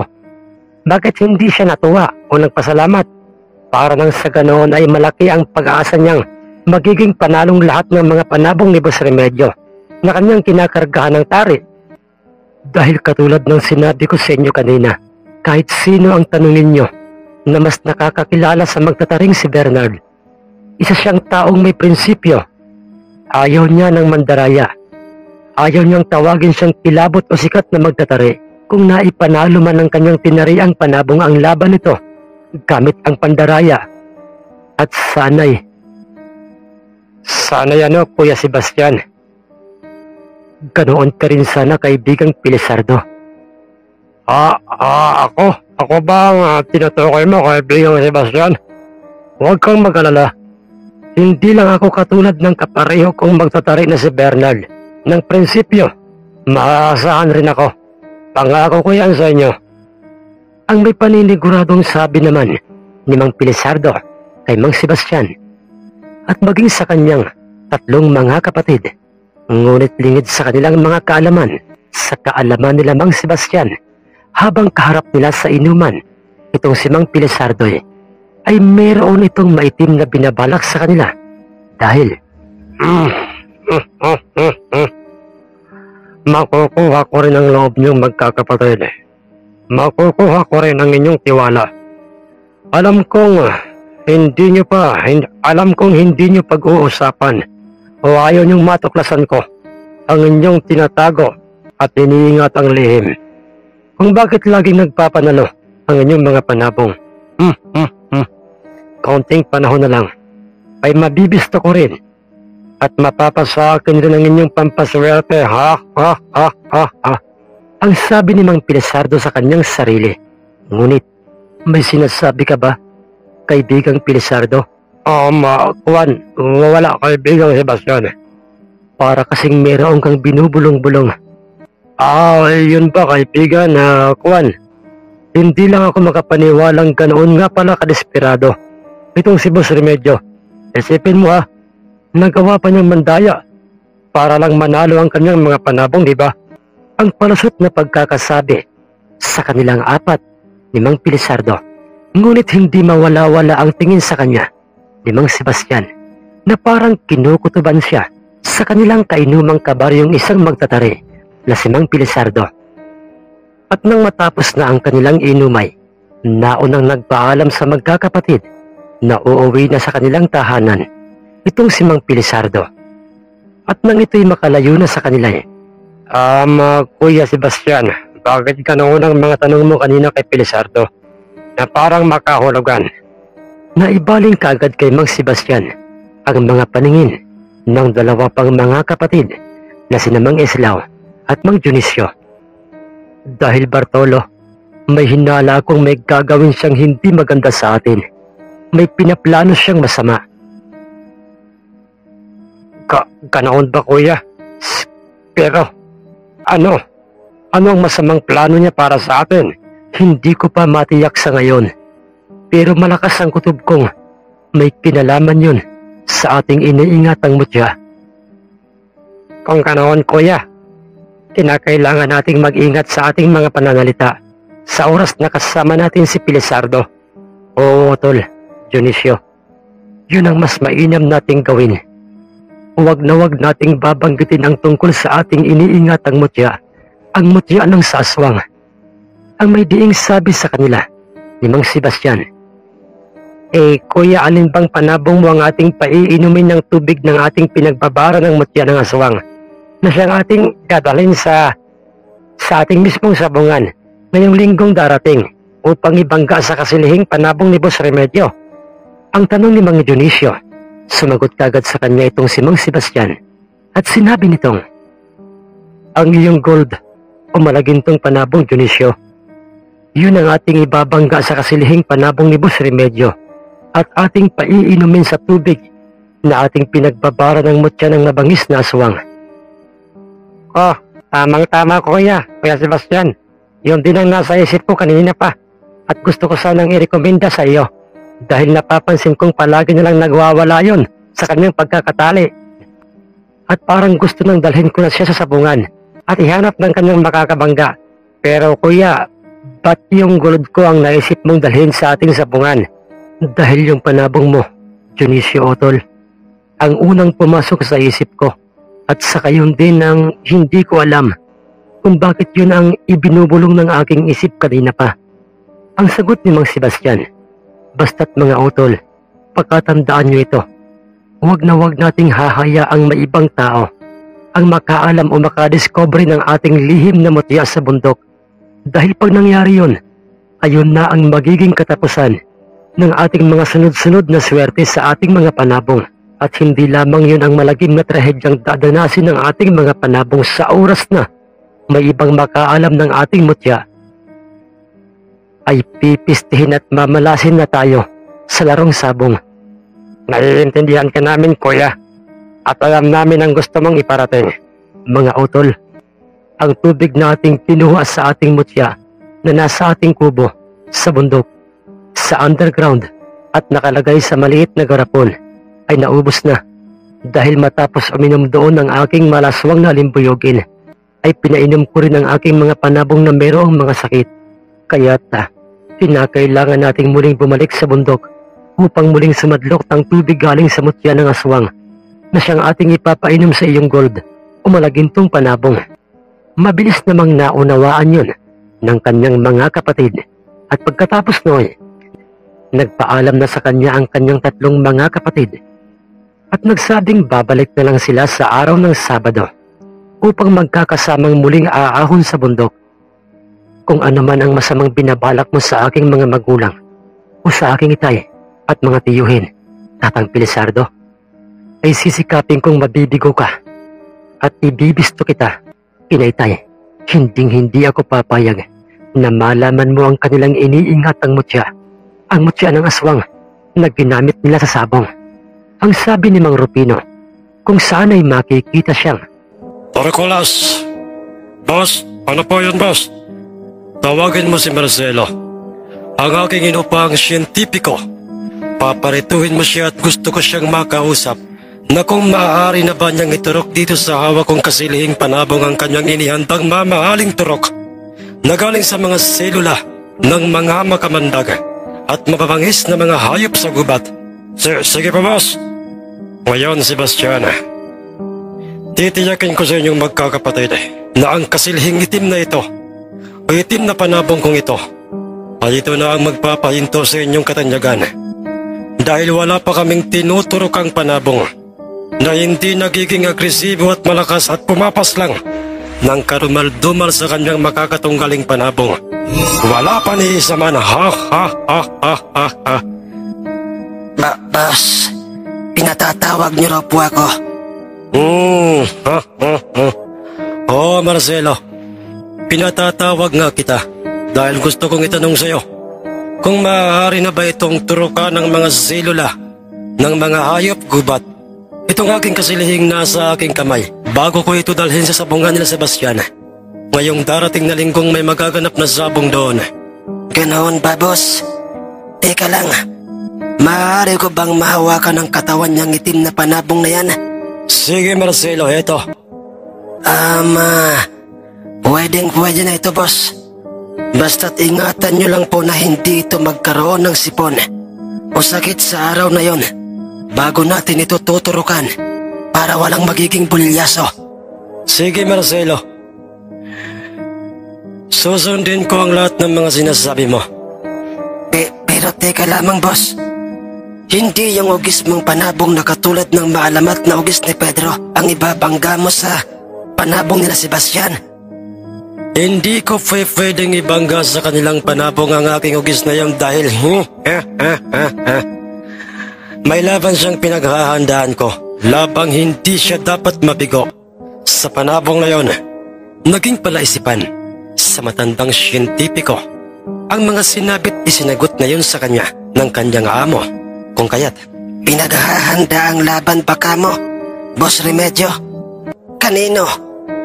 Sa panabong ng isang tanyag na sabongero at walang kupas ang kanyang pangalan. Lalo na ang kanyang malagintong panabong, ang panabong ni Teresio de la Riva o mas kilala sa tawag na si Kano. Ibabangga niyo po ang ugis mo sa malagintong sa malagintong tunay at usap-usapang hari ng sabungan. Oo, Marcelo. Tatapusin ko muna ang kasikatan sa bayang ito ng magkakapatid na Sebastian. At pagkatapos na maipahiya ko sila ang susunod kong ipapahiya ay si Kano, ang kanyang mga kaibigan at ang kanilang malagintong panabong. Kaya't ikaw, Marcelo, ihanda mo ang iyong sarili at mas pagtuunan mo pa ng atensyon ng mga silula ng mga hayop na ating tinuturukan. Dahil gusto kong sa araw na makabangga na ng ugis ko ang malagintong iyon, ay matutudas kaagad ito. Ha ha ha ha ha ha. Ang merong paniniyak na pagkakasabi ni Don Remedio sa kanyang kaharap at kausap na isang siyentipikong doktor. At nang sumapit na nga ang araw ng Sabado at kinaumagahan na noon, ang mangyayaring bakbakan ng gold o malagintong panabong ng tiyuhin ni Mang Rupinong si Mang Dionisio, ay makikitang magkakasama na silang magkakapatid na umakyat sa kanilang pag-aaring lupain sa bundok. Sa pangunguna ng ama ni Mang Rupinong si Mang Sebastian, tiniyak nilang apat na magkakapatid na walang sino man sa kanilang kabaryong mga sabongero ang makaalam ng kanilang lihim na mutyang ginagamit sa alinman nilang mga panapong. Wala silang kaalam-alam na sila'y palihim na sinusundan nitong kanilang kabaryong kinuha nilang magtatari, ang magtataring si Mang Pilisardo. Makikita itong nasa kanilang hulihang nagmamatsyag at maingat silang sinusundan. Ang mga honghang, wala silang kamalay-malay na kanina ko pa silang sinusundan. Hindi nila ako napapansin dahil maingat ako sa aking mga pagkilos. Ngayong araw na ito ay mabibisto ko na ang lihim niyong magkakapatid. At sa oras na malaman ko yun, o ang pinagkukunan niyo ng pampaswerte o mutya sa inyong mga panapong, ay kukunin ko yun at tatalin sa aking tahanan. At ako na ang magmamayari ng inyong mutya. Ang sabi ni Mang Pilisardo sa kanyang sarili. Ngunit katulad ng apat na magkakapatid na sina Mang Sebastian, Mang Bartolo, Mang Islaw at Mang Dionisio, wala ring kamalay-malay itong si Mang Pilisardong magtatari na siya'y palihim ring binubuntutan o sinusundan nang nooy binata pang anak ni Mang Sebastian, ang binatang may-ari o nagpadala ng kwentong ito na si Mang Rupino. Titiyakin ko po sa inyo, Mang Pilisardo, na hindi kayo magtatagumpay sa masamang pinapalak mo. Kinakailangan kong mag-isip o gumawa ng paraan. Kinakailangan masabihan ko kaagad si Naitay na kanina pa silang sinusundan ni Mang Pilisardo. Tama, sa kabilang daang ito ang shortcut na daan para mabilis akong makarating sa aming kubo. Dito ako dadaan. Kinakailangan mauna akong makarating sa aming kubo. Ang sabi ni Mang Rupino sa kanyang sarili. Pinaypay niya ang isang daan sa bundok at nagtagumpay siyang naunang makarating sa kanilang kubo. Doon sa loob ng kuboy ay doon niya hinintay ang kanyang ama't mga tiyuhin. At nang makarating na nga sila Mang Sebastian sa bungat ng kanilang kubo, ay doy. Naririto na tayo mga utol sa ating bundok, sa ating kubo. Kaya na nga, Kuya Sebastian. Pero teka lang. Oh, bakit Kuya Bartolo? Ano pang problema, ba't parang nagtataka kang nakatingin sa pintuan ng ating kubo? Ang tanong ni Mang Islaw. Mga utol, tingnan nyo. Nakabukas ang pintuan ng ating kubo at parang may tao sa loob. Oo nga, Bartolo. Hindi maaari ito. Halika kayo, dalian nating pumasok sa ating kubo. Pagkabukas nila ng pintuan ng kubo'y nakita kaagad nila doon si Mang Rupino. Anak, Rupino? Ikaw? Paanong naririto ka? Wala namang sinayang pang pagkakataon si Mang Rupino. Sinabi niya kaagad sa kanilang apat ang tungkol sa kanina pang palihim na sumusunod sa kanilang kabaryong si Mang Pilisardo. At yun ay masyadong ikinagulat nilang lahat. Ano? Totoo ba, anak? Totoo ba yung mga sinasabi mo? Sinasabi ko na nga ba? May masamang binabalak sa ating pag-aaring mutya. Si Pilisardo, ang ating kinuhang magtatari. Tama ka riyan, Kuya Sebastian. Ang sabi ni Mang Bartolo. Mga utol, lumabas muna kayong tatlo sa ating kubo. Magkunwari kayong may gagawin. Pagmasdan niyo ang paligid ng ating kubo. At sa oras na mahagip ng inyong paningin si Pilisardo, ay tapatin niyo siya kung bakit niya tayo sinusundan ng palihim. Sige po, Kuya Sebastian. Sandali lang. Utol, huwag na huwag kayong kikilos na magiging kahinahinala sa kanya. Huwag niyong ipapahalatang alam na nating naririto siya. Tumango-tango ang tatlo bilang pagsang-ayon kay Mang Sebastian. Nagkunwari ang mga itong nagtatabas ng mga damo, naggagamas, bumubungkal ng lupa, at pagkatapos ay nagtatanim ng mga gulay. Ngunit, Tama ang mga sinabi sa amin ng aming pamangking si Rubino. Naririto nga, si Pilisardo. Nahagip siya ng aking paningin na mabilis siyang nagkuble sa likuran ng katawan ng isang malaking punong santol. Hindi mo mabibisto ang aming lihim, Pilisardo. Hindi kailanman. pagkatapos na sabihin yon, ni Mang Bartolo sa kanyang sarili, ay biglang narinig niyang sumigaw at nagmamakaawa si Mang Pilisardo. Tulungan niyo ako. Kinagat ako ng isang itim na ahas sa aking kaliwang pinti. Tulong! Naalirto si Mang Bartolo. Kanoon rin ang magamang si Mang Rupino at Mang Sebastian na nasa loob ng kubo. Kung kaya't,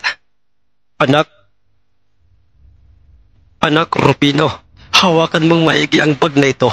Nariyan na sa loob ng grapo ng aming pinuhang tubig. Galing sa pinagpabara ng ating mutyang nasa ilalim ng lupa ng kubong ito. Dumito ka muna at lalabas ako at aalamin ko kung anong masamang nangyari kay Pilisardo. Pagkalabas ni Mang Sebastian ng kuboy, nakita niya ang kanyang tatlong mga kapatid na inasikasong magamot ang tuklaw ng ahas sa kaliwang binti. Nang nooy nanginginignat, namumutlang si Mang Pilisardo. Pilisardo, ikaw, anong nangyari sa'yo? Bakit ka naririto? Ang pakunwaring sabi at tanong ni Mang Sebastian sa kanya. Sebastian, maghahanap sana ako ng langkang gugulayin ng aking asawa. Sa kakahanap ko, hindi ko na malayang narito na pala ako sa inyong lupaan. Tatawagin ko sana sina Bartolo, pero may biglang tumuklaw sa aking kalawang binti at may nakita akong mabilis na gumagapang palayo sa aking isang itim na ahas. At Diyos ko, baka mapapaano ako. Ang pagsisinungaling ni Mang Pilisardo. Kumusta na siya, Utol?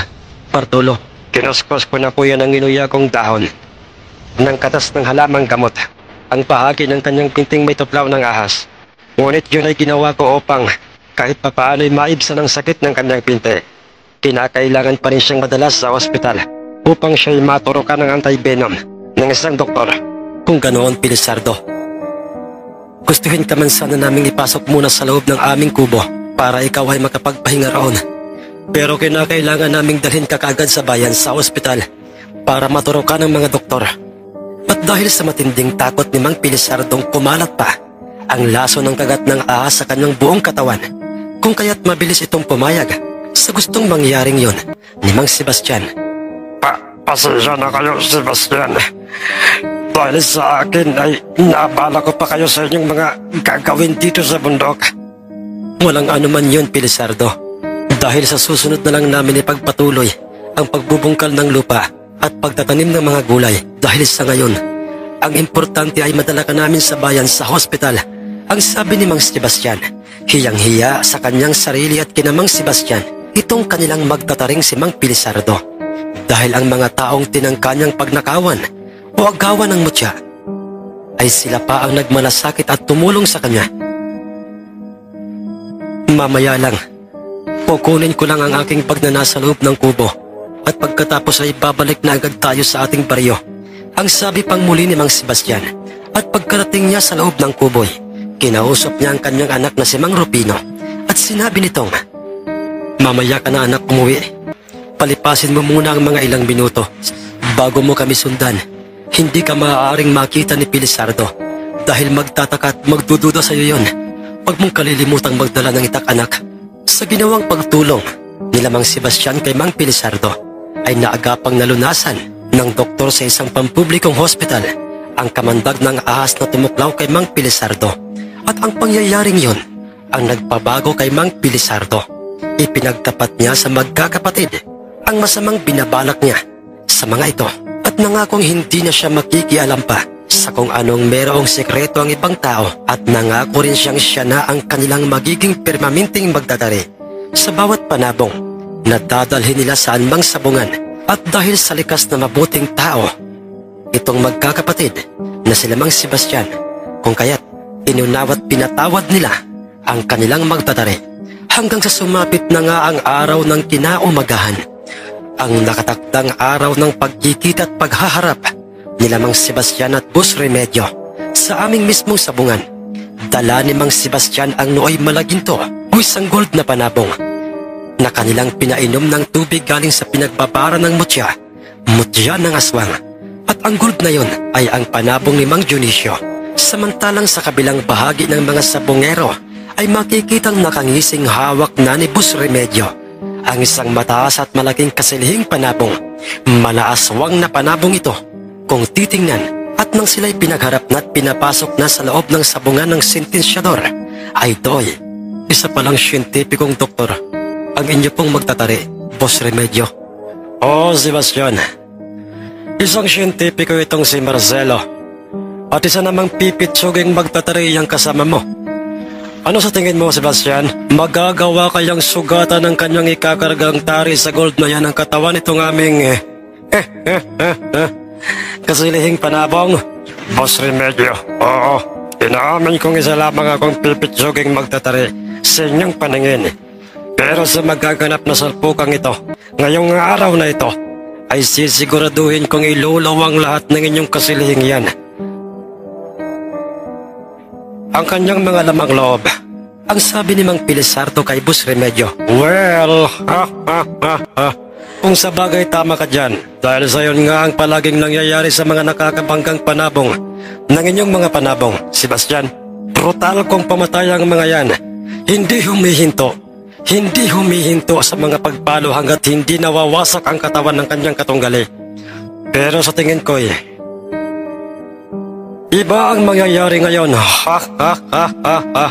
Dahil sinisiguro ko sa inyong iyang gold na yan na hawak mo, Sebastian, ay magiging biyag na.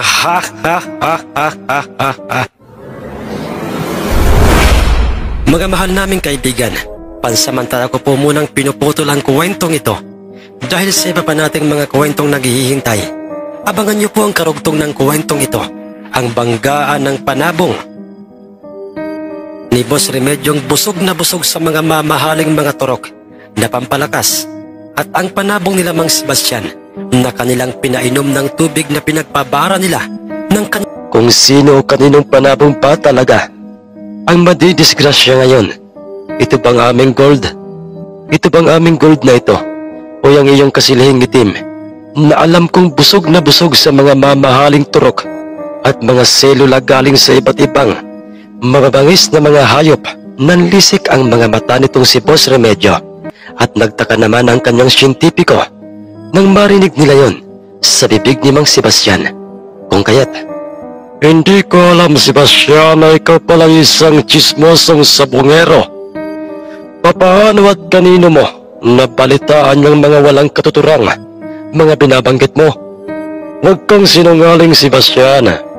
Dahil masama yun. Mas lalong masama sa isang tao, Boss Remedyo, ang hindi umamin sa katotohanan. Pero bakit pa natin pinag-uusapan yan? Tama ka. Pakargahan na natin ng tari ang ating mga panabong. Dahil sayang ang oras, kumulubot ang balat sa noo nitong si Boss Remedyo dahil sa kanyang matinding inis kay Mang Sebastian. Naglikha ng ingay ang mga mamumusta sa labas o paligid ng sabungan nang makita nilang lahat na pareho ng kinakargahan sa loob ng sabungan ang dalawang mga panabong. Ngunit lingid kina Mang Sebastian, wala silang kaalam-alam na sa paligid ng sabungan, sa mga nagsisiksikang mga tao, ay may isang mamang sabungero ang kanina pang mariing pinagmamasdan si Mang Sebastian at ang kanyang tatlong kapatid.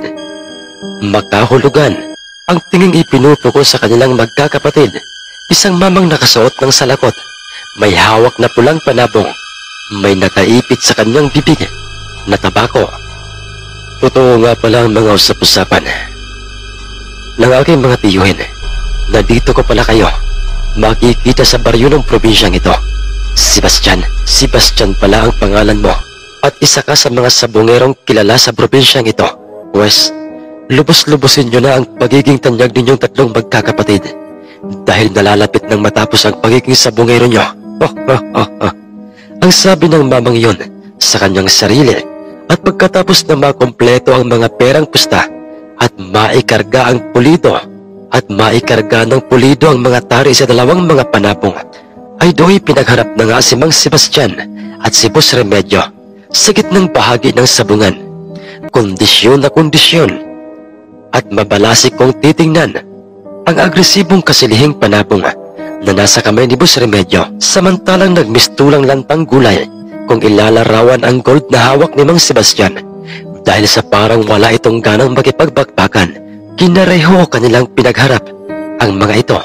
Naunang tumuka at halos ayaw ng bitawan pa ng tuka galing sa kasilihin ang pisngi ng gold, samantalang ang gold ay parang ayaw pa nitong gumanti ng pagtuka sa kasilihing panabong.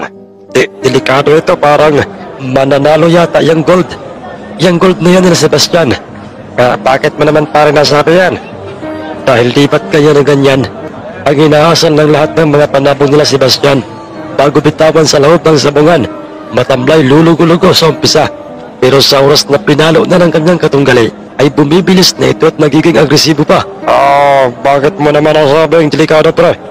Buwan kasi, pre, ang totoo ay sa kasilihing panabong nila Boss Remedyo ay doon ko'y pinusta ang aking itinabing pera. Yun lang, pre, talagang delikado ka at masasayang lang ang pera mo. Ang pag-uusap ng dalawang magkumparing mga sabungero at nang magkasabay na ngang binitawan nila Mang Sebastian ang kanilang mga panabong ay pumaibabaw kaagad sa gold ang agresibong kasilihing panabong. Nagtilaukan at naging alerto ang hawak ng mga panabong ng mga sabungero. Nang pinalo nang walang kapaguran ang gold ng kasilihing panabong, kumalat na sa loob ng sabungan ang mga balahibo ng gold at hirap na itong iwasan o ilagan ang mga pag-atake ng kasilihin. Ganyan nga. Tudasin mo na kalagad yung gold na yan. Tika lang, bakit parang kampante lang itong sina Sebastian at ang kanyang magtatari at parang hindi sila kinakabahan sa kanilang panabong. Ang wika ni Boss Remedyo sa kanyang sarili, tumalon pa itaas at lumipad sa eret nagmistulang agila kung ihahalin tulad ang nooy kasilihing itim na panabong at bumulusok itong bigla sa nooy duguan at nanghihinang gold na panabong na nasa sulok na ng sabungan. Ngunit nangakmang ipapalop na nito ang kanyang paang may kargatang tari sa katawan ng gold. Ay nakaiwas palayo sa kanya ang gold na panabong. Pumustura itong parang aatake sa kasilihin habang kanyang hinihintay na bumanat muli ng pagpalo sa kanyang kasilihin at nang muling umarangkada ng pag-atake sa kanya sa ikatlong pagkakataon, ang nasabing kasilihin ay ito'y sinundan na ng paglipad ng gold na panabong. Nagpang-abot silang dalawa sa ere at otomatikong nagpalitan ng mga pagpalo ng kani-kanyang mga kargadang mga tari na kapagtatakang ang kanina'y lulugo-lugo at para pang lantang gulay na gold nila Mang Sebastian ay naging isa ng agresibo at nakakatakot na panabong. Dahil makailang beses niyang pinatalsik sa gilid ng sabungan at nilaglag sa sahig ang kasilihing itim, bagay na labis-labis na ikinadismaya nila Boss Remedyo. Dahil makikita ng paika-ika na hirap nang maglakad, hinihingal at tuguan na ang mga balahibo ng kanyang itim na panabong o kasilihing panabong. Samantalang ang gold nila Mang Sebastian ay hindi mapakali. Sa isang tabi, nagmistula na itong aswang na panabong dahil mayat maya nitong ibinabao ng kanyang kargadang tari sa angmang parte ng katawan nang hindi na gumagalaw pang kasilihing panabong. Kagaya ng inaasahay, kumalat at sumambulat ang mga balahibo, mga bituka, mga dugo galing sa kasilihin sa loob ng sabungan bago tumigil sa pagpalo sa kanyang gold, kung saan ay nang sinuri ito ng sentensyador ng sabungan ay nakapagtatakang puro daplis lang o kuplit ng tari galing sa kasilihin ang kanyang tinamong pinsala. At nang iniangat ng sentensyador ang patay ng kasilihin ay mayroong itong inililikhang mabahong amoy Sa kanyang mga dugong mayroong nakahalong mga bumubulang puting dugo. Maitim na rin ang dugo na inilalabas sa mga tusok ng tari sa kanyang katawan. Panalo ang gold ni Mang Sebastian at ito'y kumalma lamang nang ito'y nasa kamay na ni Mang Sebastian. Paano at bakit natalo ang aking kasalihin, Marcelo? Ipaliwanag mo ito. Ang tanong ng nooy nakayukot gigil na si Boss Remedyo sa kanyang siyentipiko. Boss, ang totoo ay hindi ko rin alam, boss. Alam mo pang hiyang-hiya ako. Sa kapalpakang ginawa mo, Marcelo. Nagtiwala ako sa iyo pero bakit? Isa lang, boss, ang nasa isip kong dahilan ngayon. At ano yun, Marcelo? Ano yun? Maaaring totoo ngang malakas ang mutya sa sapong ng Sebastian na yan. Ngunit sinagot si Mang Marcelo ni Mang Sebastian dahil wala silang kamalay-malay na nasa kanilang likuran sila Mang Sebastian. Hindi po totoo yung mga hinala niyo, Ginoong Marcelo. Dahil sa tingin ko'y hindi kinaya ng resistensya ng inyong kasilihin. Ang mga silo lang inyong ibinaon sa kanyang sariwang katawan. Hindi ako sigurado sa aking isinagot dahil hindi naman ako siyentipiko. Pero sa tingin ko po'y bata pa ang kasilihing ito at maaaring ito pa lamang ang kanyang unang naging laban. Napawang ang bibig ni Boss Remedyo, lalong-lalo na nga itong kanyang siyentipikong si Marcelo nang marinig nila ang mga sinabing yun ni Mang Sebastian. Dahil sa yun ang totoo. Dahil ayon kay Boss Remedyo, sa kagustuhan kong ibangga ang aking ugis na katulad ng ugis ni Pedro. Sa malagintang panabong ni Cano, ay pinananatili ko itong malasog at kondisyon na kondisyon. Kaya naisip kong itong aking kasilihing panabong na ito ang tuturukan ko ng mga silula galing sa mga hayop para papagsakin ang inyong panabong, Sebastian. Kasalanan ko ito, napahiyaman ako ngayon. Yun ay dahil rin sa aking kagagawan. At walang ibang dapat nasisihin, kundi ang aking sarili. hindi pa sapat ang lakas ng kasilihin. Wala pa itong karanasan. Ngunit pinilit itong isabak sa bakbakan ni Boss Remedyo. May sakatuparan lang ang kanyang masamang binabalak na ipahiya at tanggalan ng katanyagan ang magkakapatid na sila Mang Sebastian. Tatalikod na sana't aalis na ng sabungan sila Mang Sebastian. Ngunit hinarang sila ng mamang kanina pang nag-aabang sa kanila sa labas ng sabungan. Sino ka? Ang nooy nagtatakang tanong ni Mang Sebastian. Ako si Dolpo, isa kong sabongerong katulad nyo na may isang pulang panabong. Dolpo, hindi ka namin kilala. At bakit ka humarang sa aming daraanan? Kaya nga ako nagpapakilala sa inyo. Dahil alam kong hindi niyo ako kilala at kaya ko kayo hinarang ay dahil sa napaka-importanteng hihilingin ko sa inyo. Importanteng hihilingin? Baka mo? Ano yun? Sabihin mo. Mang Sebastian, hindi po ba't yun ang pangalan mo? Malayo pa po ang aking pinanggalingan. At ayokong bumalik doon na hindi mo ako pinagbibigyan sa gusto kong mangyari. Mang Sebastian, kausapin mo ang isa sa iyong mga kapatid. Sabihin mo sa kanilang kumuha ng isa sa alinmang panabong mo sa inyo o isa man sa kanilang mga panabong. Dahil gusto kong ibangga sa aking pulang panabong na ito ang inyong mapipiling panabong. Maaari po ba, Mang Sebastian? Matagal bago nakasagot si Mang Sebastian. Hindi niya alam kung ano ang kanyang isasagot sa misteryosong magsasabong at nagpakilalang si Mang Dolpo. Sige, dahil ayon sa'yo'y malayong probensya pa ang iyong pinagmulan. Kung kaya't sige, pumapayag na ako sa nais mong mangyari.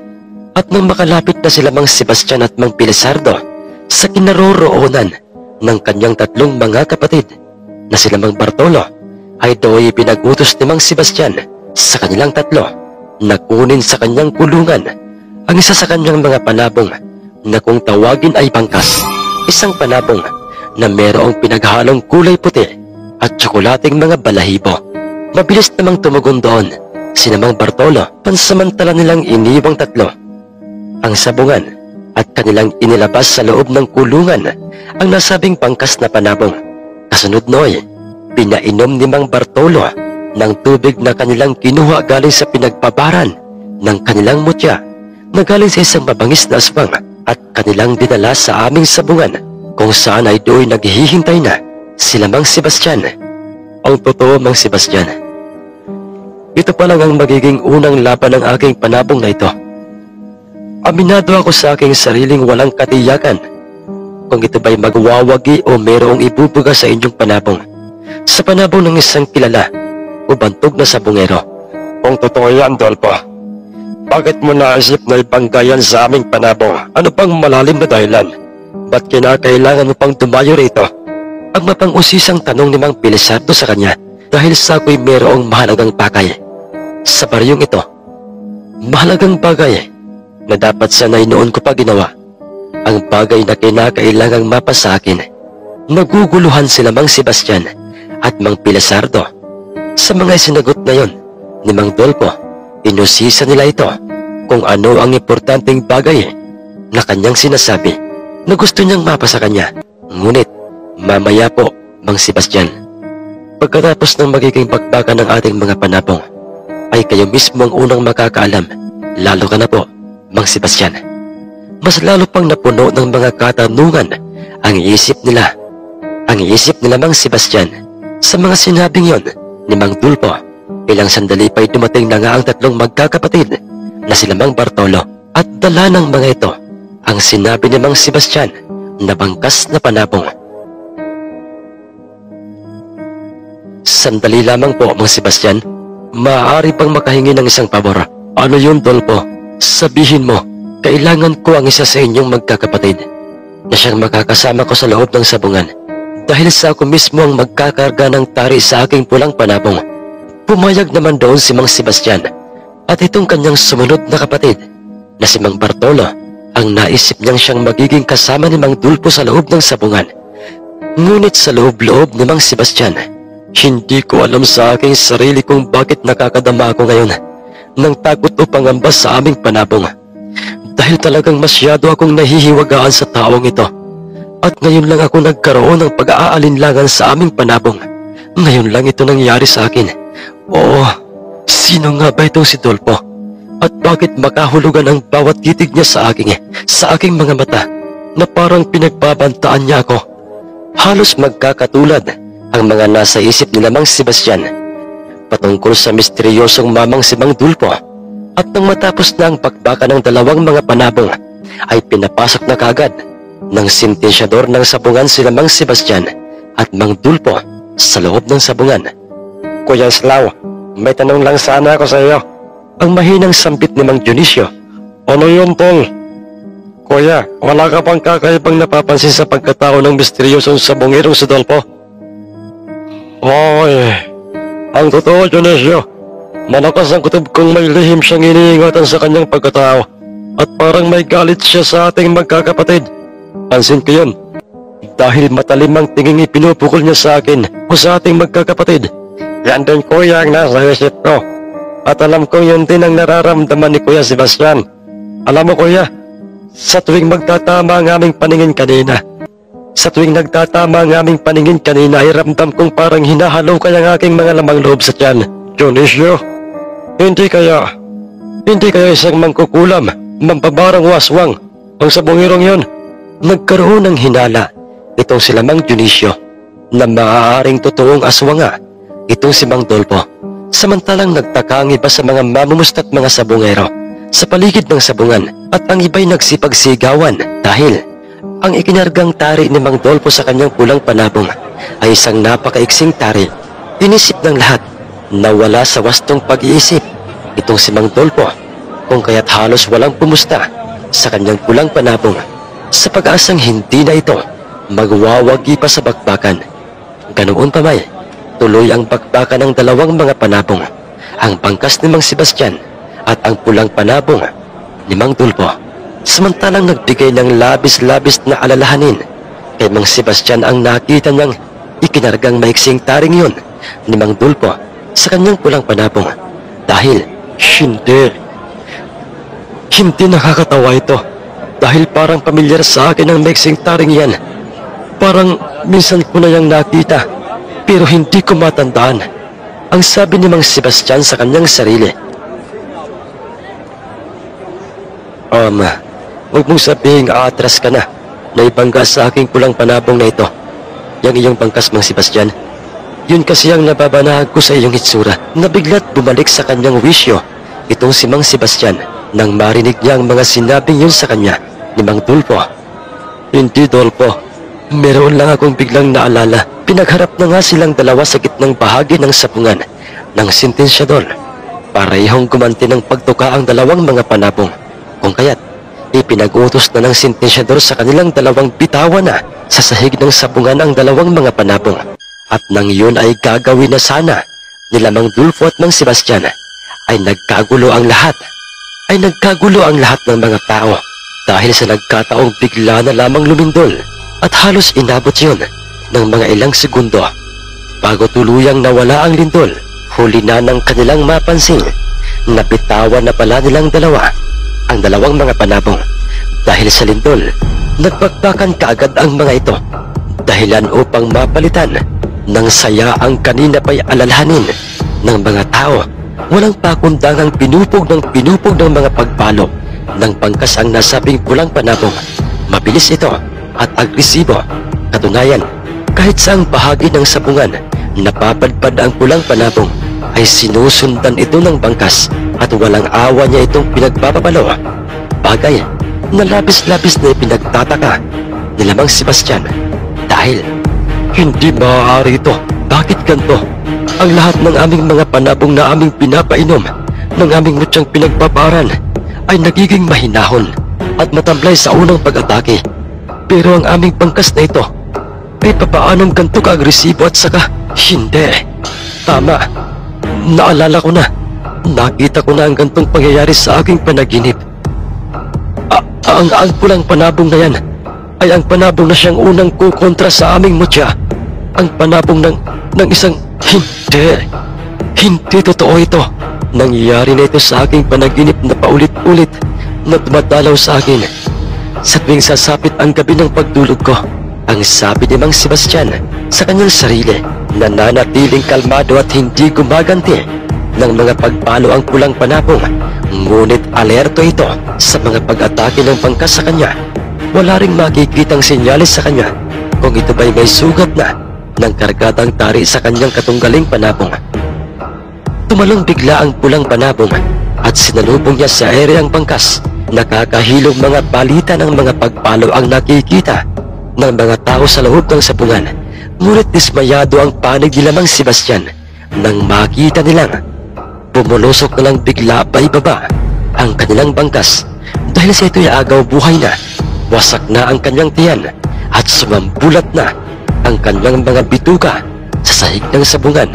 Naging kalunos-lunos at karumal-dumal ang kanyang sinapit sa pulang panabong. Bagay na ikinagulat at ipinagtaka ng mga sabungero dahil sa kung papaanong natalo ang bangkas na panabong nila Mang Sebastian sa isang pulang panabong na mayroong nakakargang maiksing taring ikinabit mismo ng isang dayuhan at misteryosong sabungerong si Mang Tulfo. Natalo kami. Paano nangyari ito? Oo, paring Sebastian. Maging ako may hindi makapaniwala sa nakikita ko. Imposibleng mangyari ito dahil maiksi lang ang tari ng pulang panabong. Ang sabi ni Mang Pilisardo sa kanya, Mang Sebastian, sa labas ng sabungang ito, ay doon ko ilalahad sa inyo ang lahat kung sino nga ba ako at bakit ako naririto.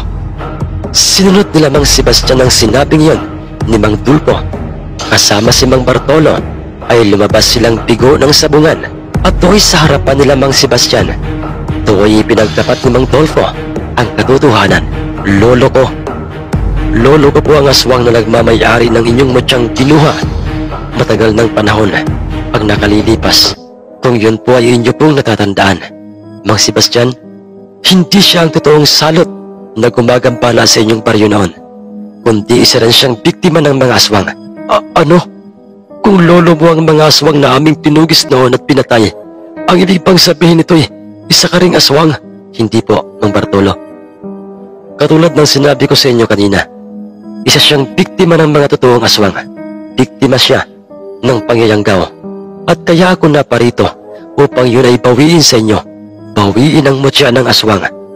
Bawiin ang mutya ng aswang na isunubong pilit ng mga aswang kay Lolo. Pero, bakit kinakailangan pang humantong sa ganito, Tulpo? Nakahanda naman kaming ibigay sa iyo yun nang hindi na kinakailangang isabong pa ang ating mga panabong. Ang wika ni Mang Sebastian kay Mang Dulpo, dahil kinakailangan ko munang sumpain ang swerteng hatid sa inyo sa larong sabong ng mutya ng isang aswang, at magagawa ko lang yun sa paraang matatalo ng pulang panabong ko na ito ang isa man sa inyong panabong. Tulpo, higit na mas bata ka pa. Kung ikukumpara sa amin, paano mo nalaman ang tungkol dito? Mang Bartolo, nagtanong-tanong ako sa isang mahusay na albularyo sa amin, at sa mga ilang araw ng aking pabalik-balik sa kanya, doon ko na lamang kayo ang may gawa noon kay Lolo, at inusala ng albularyong yun ang aking pulang panabong. Ang aking pulang panabong na ito, mga orasyon upang makontra ang bisa ng mutya ng aswang. Bakit ngayon mo lang ito ginawa sa tagal ng panahong nasa amin ang mutya ng lolo mo? At bakit kailangang bawiin mo ito? Tama na, Utol Bartolo, Islaw, at Dionisio. Makinig kayo. Tanggapin na natin na dumating na ang nakatakdang panahon. Kinakailangan na nating ibalik sa kanyang mutyang yun, at kung ano ang gagawin niya sa mutyang yun. Nakukonsensya ako dahil nagkamali tayo ng akala. Pinatay natin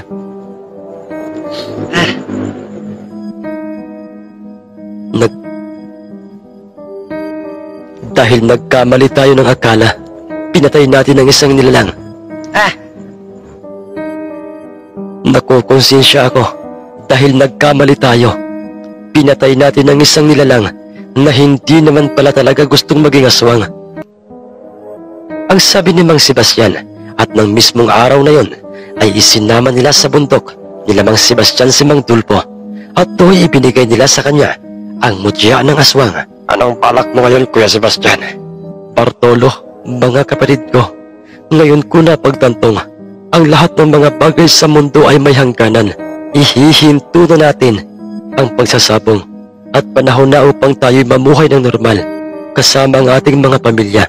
Sapat na ang mga ilang buwan, ilang taon na mayroon tayong mutya ng aswang na ating ginamit sa sabong. Ang ating mga panabong, Kuya, papaano na? Kayo na ang bahala kung ano ang gagawin niyo sa kanya. Kung gusto niyo pa rin magpatuloy sa pagsasabong, nasa sa inyo na yun. Pero ako, buo na ang aking pasya. Alam kong sa una, mahirap gawin to dahil biglaan, pero gagawin ko ito. Ibibinta ko ang aking mga panabong. Nakasama ni Mang Sebastian at hindi siya iniwan ng kanyang kapatid sa ganap na paglayo sa sabong. At naghanap sila ng ibang maaaring paglibangan dahil masyadong kinain silang lahat ng kanilang konsensyang tinugis nila't pinatay ang isang tao.